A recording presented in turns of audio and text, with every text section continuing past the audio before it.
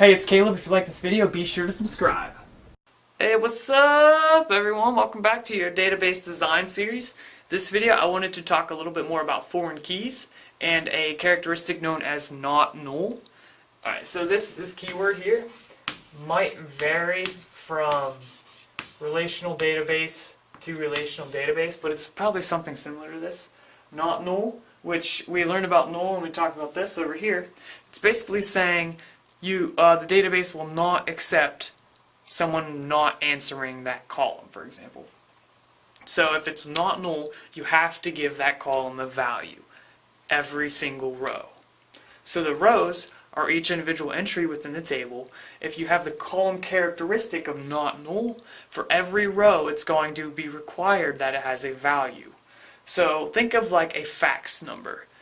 Does everyone have a fax machine? No, most people don't. So if I set it as not null and I didn't give it a fax number, then it would throw an error and cause problems. That's an example of how not null works. Now this is important when it comes to foreign keys because it has to do with what's known as cardinality, which we'll talk about that when we start designing databases a little more. But it's basically whether or not a relationship is required. So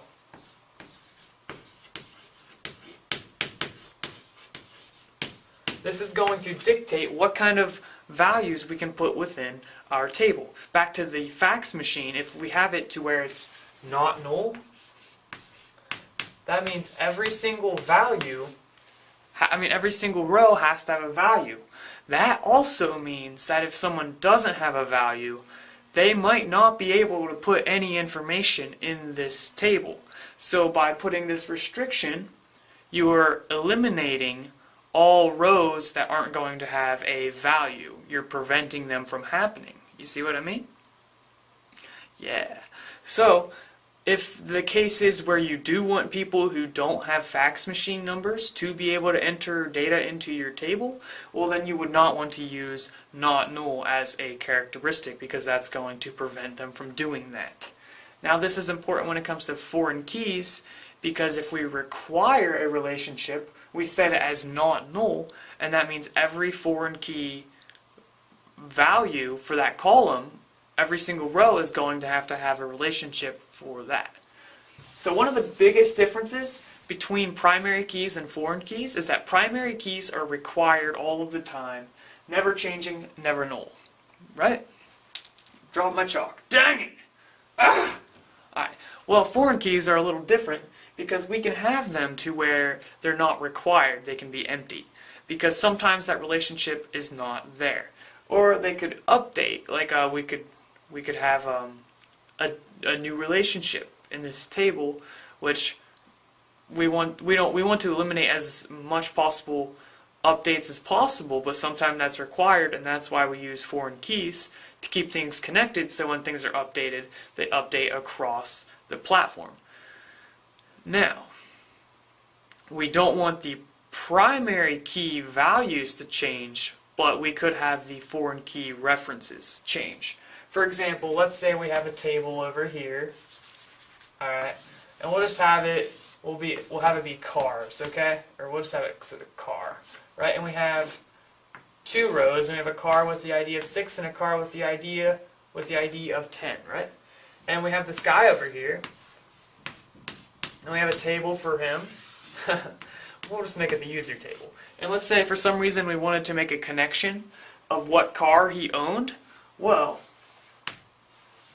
he might currently own 6, right? And we don't ever want the value of 6 to change and still be talking about the same car. Let's say this car is this one over here.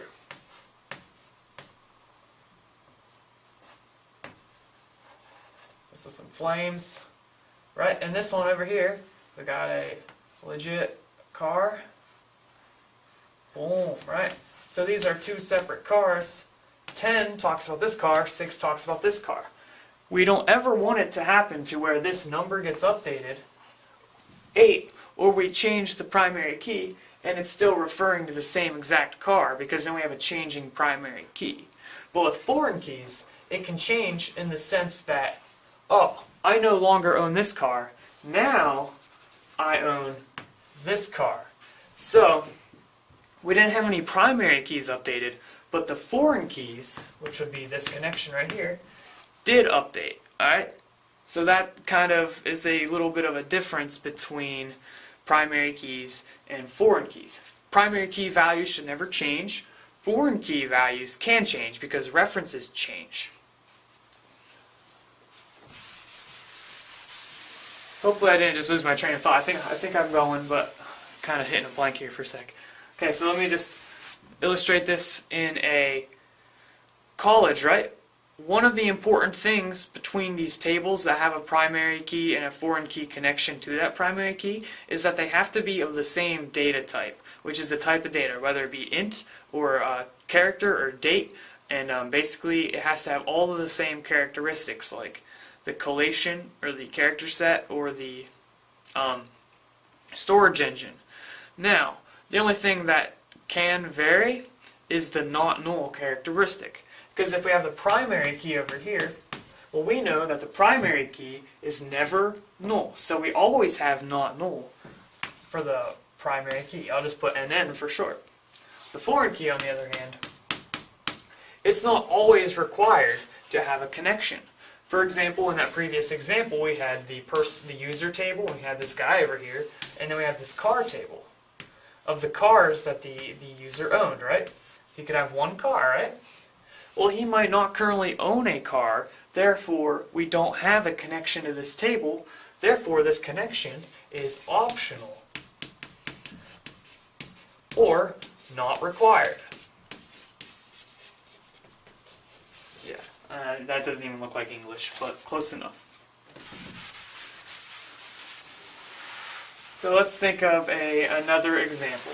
If we have a college, well, we might be early in the semester where every single class, before people have registered, every single class doesn't have an instructor yet, and we're still trying to find an instructor, although we know that's the class that we want to have.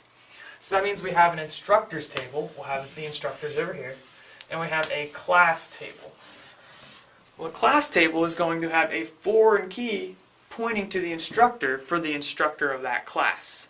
Unless the case of a many-to-many where multiple instructors can teach multiple classes, then we would need an intermediary table. But that is not the case here. If you need to learn more about that, check my relationships video. But for now, we would have a class ID and an instructor ID. Right? And then over here we have an instructor ID. As it says INS, instructor, close enough, right? Now, this is going to be a reference to this over here. Now, what kind of values is this going to accept? Let's give some examples. Let's say we have, here's a row, we have the class ID 7, the instructor ID 83, and we'll add a column, we'll make it the name of the class. We have a column and it's math. Right? And then we could have another value within here. I think I'm off screen now. Then we could have an instructor over here. His name, his ID could be 7, and his name could be Jake. Right? So this class ID is 7. Yeah, let me change this, it's going to get confusing. Let's make this 16. Alright, so this class ID is 7, and it's by an instructor of 8, which we don't actually have over here yet. So that means we either have another row or we have an error, because we never want that to happen. So let's say we have another class. Got any room? Okay, we have another class over here, and its number is 8, and it's taught by Caleb, right? So now we have an instance of a class. We got the class ID 7, the instructor ID 8, and the name math. So the instructor ID points to this instructor over here. This is the parent. I'm sorry, this is the parent. This is the child, because this is a foreign key reference to the parent. So that means this relationship is a foreign key. Now, with the not null thing, if we made it to where it's not null, if we added the characteristic not null Well, that means this row is going to have a value for the instructor ID. That means every single value for instructor ID is required. What does that get rid of? That means it's impossible to put a class in this table that does not have an instructor ID. That could cause a problem if you have a class created but you don't have an instructor yet, or if the instructor drops out and you have to find a new one. So this one might be a bad time to use not null. If we got rid of that, well, now we could have a class with a primary key but no foreign key connection. Now we have a class with the ID of 7 and it's meth, and the current teacher, we don't have one. And we still have this guy over here. He's not teaching that class, but he's still in the system. Jake's still in the system. The class is still in the system. That is a good example. So for this one, not null might not be the best idea. Other examples, having not null would be a good idea because it forces that relationship to be there. Here, let me think of another quick example real quick. If we had two entities, we had a card for a credit card company. So we had the card, and then we had the person holding the card. So the person who bought the card, or was getting the card from the bank and is using it to buy their groceries and their gas, and they're ranking up thousands of dollars in debt. Well, that person would have a relationship with this card because he's the card holder. That's the card. Now, if we had a table for this, we'd probably have a card table, and we'd have a person ID, which would reference the person table, right? If we set this to not null, that means every single value or every single row within this card table is going to require a card owner.